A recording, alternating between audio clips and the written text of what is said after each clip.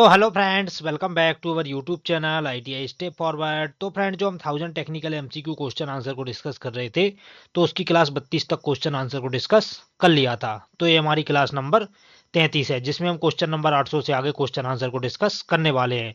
तो इससे पहले अगर आपने बाकी के 32 वीडियोस को नहीं देखा है, तो चैनल की प्ले लिस्ट पर जाकर आप उन वीडियोस को देख सकते हैं। और फ्रेंड्स, ये क्वेश्चन आपके इसरो, डीआरडीओ, बीएआरसी या इन फ्यूचर आप जो भी एग्जाम की तैयारी कर रहे हैं, तो सभी प्रकार के एग्जाम में बहुत ही ज़्यादा हेल्पफुल होंगे। तो आइए शुरू करते हैं बिना किसी देरी के। फ्रेंड्स, अगर आपको वीडियो पसंद आता है तो वीडियो को लाइक करके चैनल को सब्सक्राइब जरूर कर लें। तो क्वेश्चन नंबर 800 को हम एक बार डिस्कस कर लेते हैं, जिसका आंसर हमने पिछली वीडियो में कमेंट बॉक्स में कमेंट करने के लिए बोला था। तो क्या बोल रहा है? आ लुब्रिकेंट इज नेसेसरी टू, स्नेहन की आवश्यकता होती है। जो हमारा लुब्रिकेशन रहता है, तो उसकी आवश्यकता क्यों होती है? तो ऑप्शन ए क्या बोल रहा है? कम भार पर मशीन को चिकना चाल देने के लिए। ऑप्शन बी क्या बोल रहा है? मशीन को शीघ्रता से चलाने के लिए। ऑप्शन सी क्या बोला है? मशीन को तुरंत रोकने के लिए। ऑप्शन डी क्या बोला है? वर्कपीस को अधिक शुद्धता में बनाने के लिए। तो फ्रेंड, जो हमारा क्वेश्चन नंबर 800 है, इसका करेक्ट आंसर क्या हो जाएगा? इसका करेक्ट आंसर हो जाएगा option number A, run the machine smoothly taking least load. कम भार पर मशीन को चिकना चाल देने के लिए जो हमारी मशीन वगैरह रहती है, तो उसमें लुब्रिकेंट की आवश्यकता होती है। मतलब मशीन को कम भार में अच्छा चाल चलाने के लिए। आगे बढ़ते हैं नेक्स्ट क्वेश्चन को। क्वेश्चन नंबर 801 क्या बोल रहा है? 801 नंबर क्वेश्चन हमारा बोल रहा है, what length of iron pipe is heated for bending at 45 degree. लोहे पाइप को 45 डिग्री पर मोड़ने के लिए पाइप की कितनी लंबाई गर्म की जाती है? जो हमारा लोहे का पाइप रहता है, तो उसको हमें जब 45 डिग्री पर मोड़ना है, मतलब 45 डिग्री के एंगल पर मोड़ना है, तो उसके लिए हम पाइप को कितनी लंबाई तक गर्म करेंगे? तो ऑप्शन ए बोल रहा है पाइप के व्यास के दोगुनी। ऑप्शन बी बोला है पाइप के व्यास की तिगुनी। ऑप्शन सी बोला है पाइप के व्यास की 4 गुनी। ऑप्शन डी बोला है पाइप के व्यास की 6 गुनी। तो फ्रेंड, जो हमारा क्वेश्चन नंबर 801 है, इसका करेक्ट आंसर क्या हो जाएगा? Option number B. जब हमें लोहे के पाइप को 45 डिग्री पर मोड़ना होता है, तो हमें पाइप को उसकी कितनी व्यास की 3 गुनी लंबाई तक गर्म किया जाता है। अगर हमसे पूछ लेता कि 60 डिग्री पर मोड़ना है, तो हम 4 गुना लंबाई तक गर्म करते। अगर 90 डिग्री पूछ लेता, तो हम 6 गुना लंबाई पर गर्म करते। अगर हमसे 30 डिग्री पूछता, तो वहां पर हम पाइप के व्यास की 2 गुनी लंबाई तक गर्म करते। तो फ्रेंड्स, अगर आपने पाइप फिटिंग का फुल एनालिसिस वीडियो नहीं देखा है, तो उसकी हमने प्ले लिस्ट बनाई है, जिसमें हमने फिटर थ्योरी के जो हमारा पूरा फुल कोर्स है, तो उसको डिस्कस कर लिया है। तो अगर आपने उन वीडियोस को नहीं देखा है, तो चैनल की प्ले लिस्ट पर जाकर आप उन वीडियोस को देख सकते हैं, जहां पर इससे जो भी कोई रिलेटेड क्वेश्चन बनते हैं, हमने सभी को डिस्कस किया है वहां पर। आगे बढ़ते हैं नेक्स्ट क्वेश्चन को। क्वेश्चन नंबर 802 क्या बोल रहा है? 802 नंबर क्वेश्चन हमारा बोल रहा है, what metal is use to make agriculture equipment like प्रोलक्स, प्लाउस एंड ब्लेड्स। कृषि उपकरण जैसे हल और ब्लेड बनाने के लिए किस धातु का उपयोग किया जाता है? जैसे कृषि उपकरण वगैरह हो गए हमारे, हल या ब्लेड अगर बनाना है, तो उसके लिए हम किस धातु का उपयोग करेंगे? तो ऑप्शन ए बोला है निकेल स्टील। ऑप्शन बी बोला है सिलिकॉन स्टील। ऑप्शन सी बोला है क्रोमियम स्टील। ऑप्शन डी बोला है मैग्नीज स्टील। तो फ्रेंड, जो हमारा क्वेश्चन नंबर 802, इसका करेक्ट आंसर क्या हो जाएगा? 802 का करेक्ट आंसर हो जाएगा ऑप्शन नंबर डी। कृषि उपकरण जैसे हल और ब्लेड बनाने के लिए हम किसका यूज करते हैं? तो उसके लिए हम मैग्नीज स्टील का यूज करते हैं। तो 802 का करेक्ट आंसर हो जाएगा ऑप्शन नंबर डी। आगे बढ़ते हैं नेक्स्ट क्वेश्चन को। क्वेश्चन नंबर 803 क्या बोल रहा है? 803 नंबर क्वेश्चन आप देख सकते हैं फ्रेंड्स, क्या बोल रहा है, what is the name of clutch shown in the figure. चित्र में दर्शाए गए क्लच का नाम क्या है? ये डायग्राम आपको दिख रहा है, इसमें हमसे इस क्लच का नाम पूछा है, इस क्लच का नाम क्या है? तो ऑप्शन ए बोला है कून क्लच।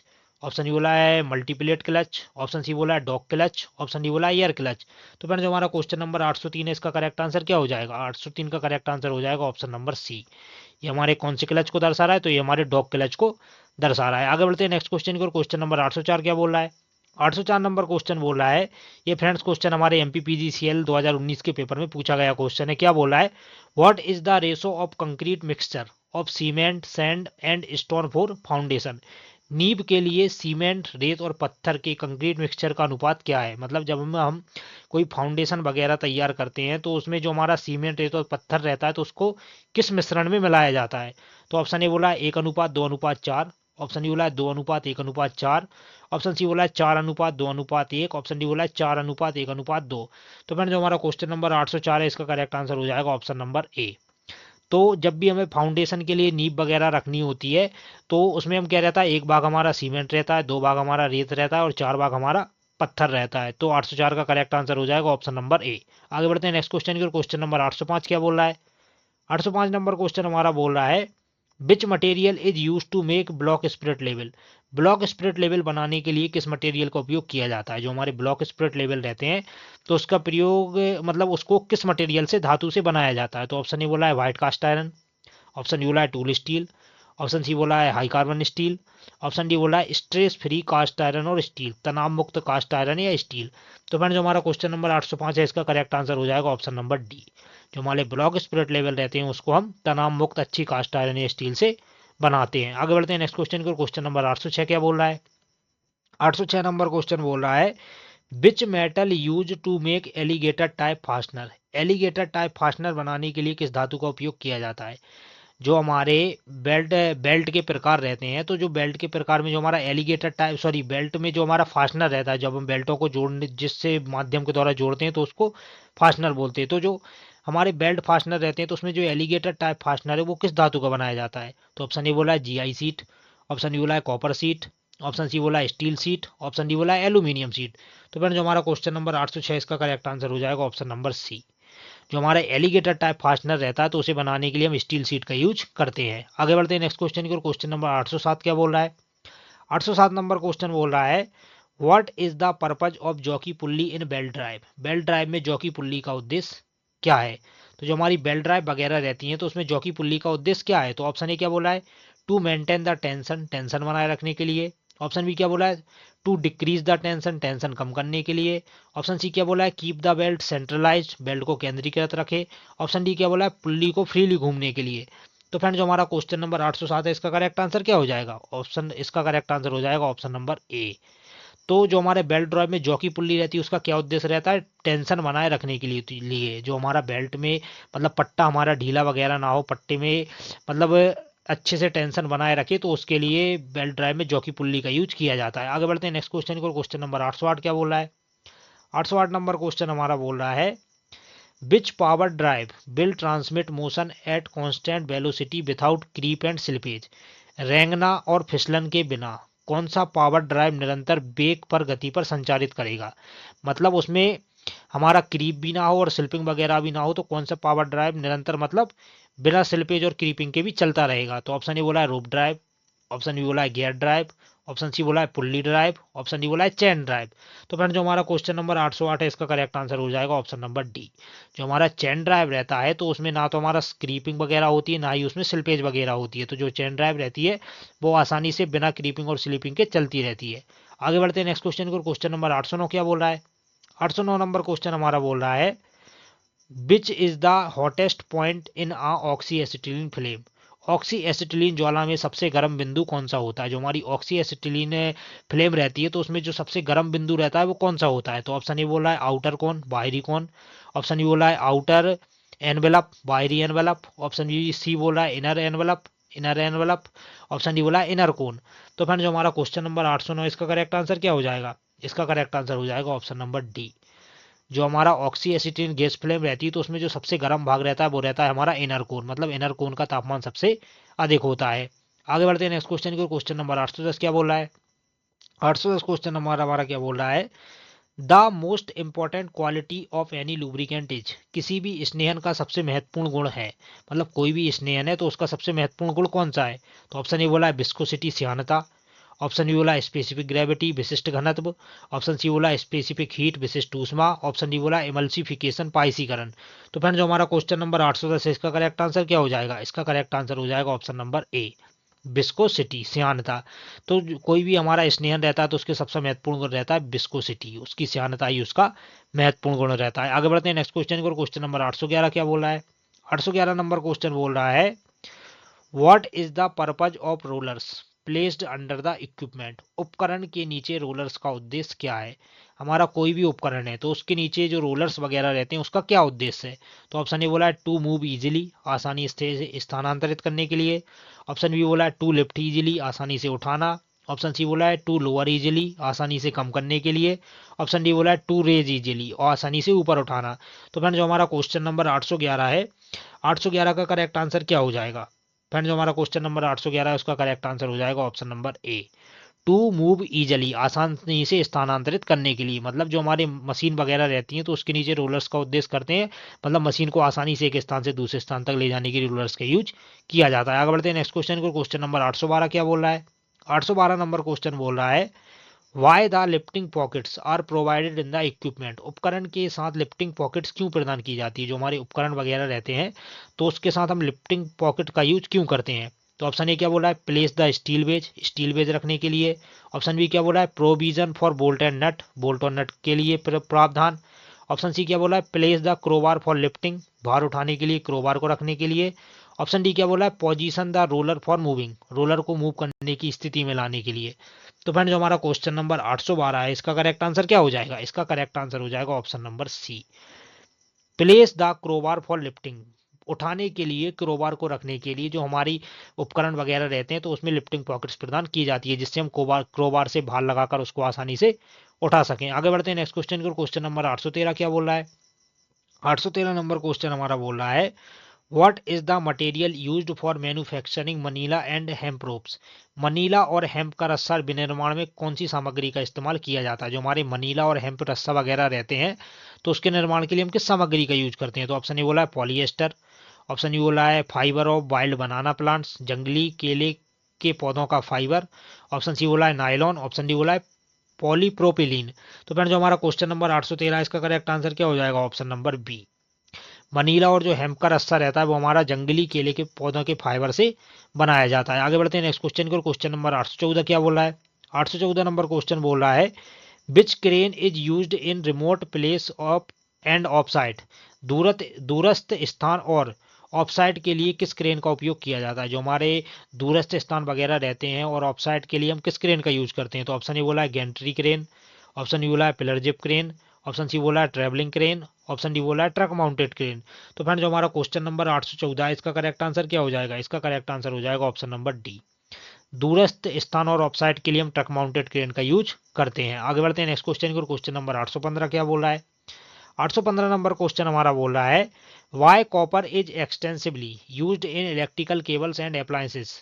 विद्युत केबलों और उपकरणों में तांबे को बड़े पैमाने पर उपयोग क्यों किया जाता है? जो हमारी विद्युत केबल वगैरह रहती हैं तो उसमें हम तांबे का ही बड़े पैमाने पर क्यों उपयोग करते हैं? तो ऑप्शन ए बोला है डक्टाइल तन्य धातु। ऑप्शन ए बोला है लागत में सस्ता। ऑप्शन सी बोला है आसान सोल्डरिंग। ऑप्शन डी बोला है गुड कंडक्टर। तो जो हमारा क्वेश्चन नंबर 815 है इसका करेक्ट आंसर क्या हो जाएगा? इसका करेक्ट आंसर हो जाएगा ऑप्शन नंबर डी। तो जो विद्युत केबल वगैरह रहती है उसमें तांबे का यूज इसलिए करते हैं क्योंकि वह बिजली का बहुत अच्छा चालक होता है। तो 815 का करेक्ट आंसर हो जाएगा ऑप्शन नंबर डी। आगे बढ़ते हैं नेक्स्ट क्वेश्चन को। क्वेश्चन नंबर 816 क्या बोल रहा है? 816 नंबर क्वेश्चन बोल रहा है which gear is run more silently. कौन सा गियर बहुत शांति से चलता है? कौन सा गियर है जो हमारा बहुत ही शांति से चलता है? तो ऑप्शन ए बोला है स्पर गियर। ऑप्शन ए बोला है माइटर गियर। ऑप्शन सी बोला है बेवल गियर। ऑप्शन डी बोला है हेलिकल गियर। तो फ्रेंड जो हमारा क्वेश्चन नंबर 816 इसका करेक्ट आंसर हो जाएगा ऑप्शन नंबर डी, जो हमारा हेलिकल गियर रहता है वो बहुत ही शांति से चलता है। तो 816 का करेक्ट आंसर हो जाएगा ऑप्शन नंबर डी। आगे बढ़ते हैं नेक्स्ट क्वेश्चन की ओर। 817 क्या बोल रहा है?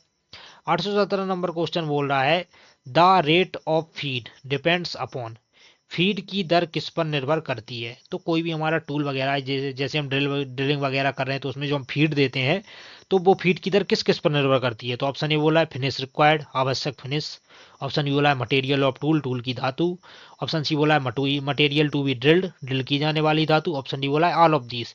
तो फ्रेंड जो हमारा क्वेश्चन नंबर 817 इसका करेक्ट आंसर हो जाएगा ऑप्शन नंबर डी, जो हमारी फीड की दर रहती है वो फिनिश से मतलब आवश्यक फिनिश पर भी निर्भर करता है, टूल की धातु पर भी निर्भर करता है और ड्रिल की जाने वाली धातु पर भी निर्भर करता है। तो इसका करेक्ट आंसर हो जाएगा option number D.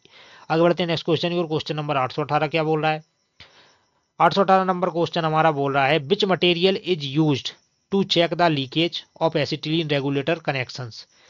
Acetylene regulator connection के रिसाव की जांच करने के लिए किस सामग्री का उपयोग किया जाता है? जो हमारे एसिटिलीन रेगुलेटर वगैरह रहते हैं तो उसमें रिसाव वगैरह की जांच करने के लिए हम किसका यूज करेंगे? तो ऑप्शन ए बोला है साल्ट वाटर, खारा पानी।